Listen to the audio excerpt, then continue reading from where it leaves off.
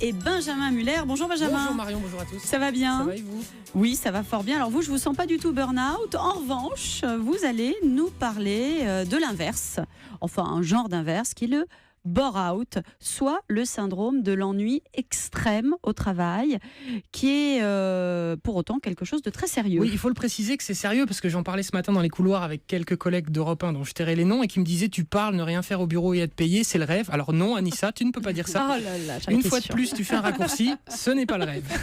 Et si pour certains le burn-out est le syndrome des 30 glorieuses, le bore-out serait celui des 30 piteuses, soit la maladie de notre génération, celle du chômage et de la crise.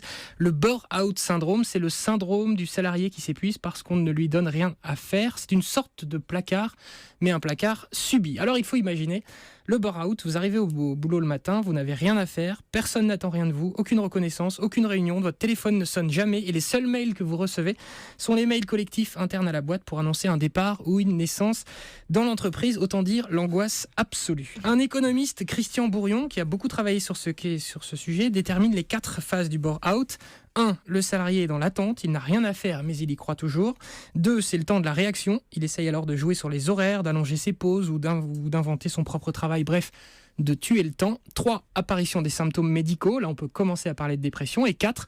Alors c'est une 4e phase qui apparemment fait débat, qui n'est pas partagée par tout le monde mais qui peut durer longtemps. Le salarié a désappris le travail. Selon cet économiste, lorsqu'il retrouvera un autre emploi et qu'on lui demandera plusieurs tâches à la fois, il pensera qu'on le harcèle. Alors ce matin, en lisant ça m'a totalement angoissé.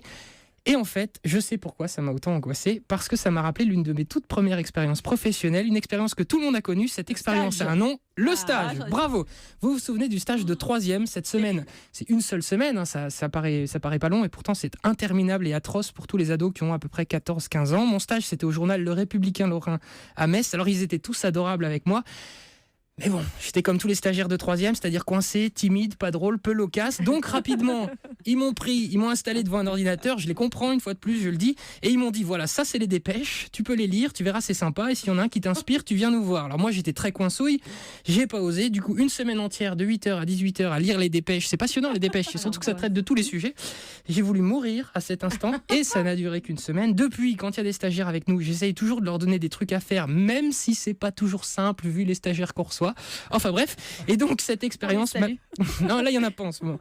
Cette expérience m'a permis... Si, il y a une jeune stagiaire derrière Oui, la mais vitre. je ne parle pas d'elle, je la connais pas. Donc pardon, on l'embrasse.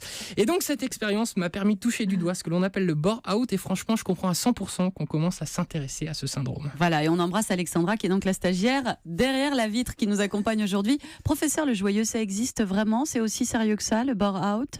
Bien sûr que ça existe. Ce qui est toujours un peu gênant, c'est ces constructions de maladies. Oui, on voit c'est les arriver, noms. Bientôt, il va y avoir des consultations pour traitement ou prévention. Mais en tout cas, dans les maltraitances qu'on peut subir au travail, il y a clairement l'excès de travail. Et puis, on le vit tous. Le fait de ne pas être reconnu, de ne pas être utilisé est de manière différente, mais aussi traumatisant, surtout traumatisant, pas sur l'énergie tellement, parce qu'on ne va pas être épuisé, mais sur l'estime de soi. Il suffit d'imaginer qu'on n'a plus besoin de vous, qu'on vous regarde plus, il va être bien difficile de garder dans ce cas-là une estime de soi. Benjamin Muller, merci beaucoup pour ce billet presque sérieux, du coup on en est tout chaud.